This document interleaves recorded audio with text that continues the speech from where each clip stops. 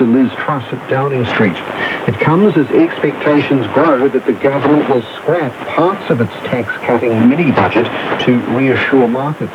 Mr Kwarteng, who was meeting with other finance ministers in the United States, was called back to London early for the meeting with the Prime Minister. Liz Truss will hold a news conference later. It's speculated by UK media that the government could reverse some of the tax cuts announced. Thousands of residents in parts of Victoria, New South Wales and Tasmania are under evacuation orders as flooding hits. Throughout Victoria, more than 500 homes are damaged and a further 500 cut off. The flooding is the worst some parts of the state has experienced in 5 decades. About 100 homes in Melbourne's west have been inundated, with boats used to rescue people near the Maroopanong and Werribee rivers. And the Yarra River is under a major flood warning in the northeast of the city. Food banks and social service providers say many families are struggling to put any food on the table due to rocketing prices. The 8.3% annual rise in food prices for the year to September is the highest since 2009.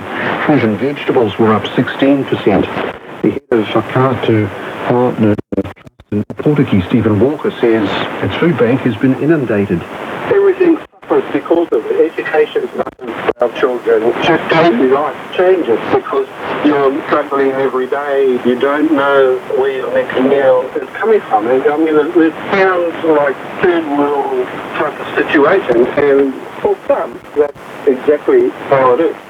Stephen Walker says even with the extra government funding for food banks from the COVID budget, the organisation is struggling to meet the need for help. The National Party leader says MP Barbara Kuraga's failure to recognise a conflict of interest was a serious lapse of judgment. Ms Kuraga and her family are involved in an ongoing dispute with the Ministry for Primary Industries related to events in 2017. Her son was charged with animal cruelty offences, and after his conviction in 2020, Ms Kuraga raised concerns about how the investigation was handled.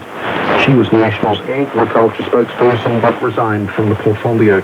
Christopher Luxon says a third party alerted him to what he describes as a serious conflict of interest. Bottom line, she didn't recognise it, and she didn't put systems in place to manage it, and as a result, that collapsed the judgment in my mind.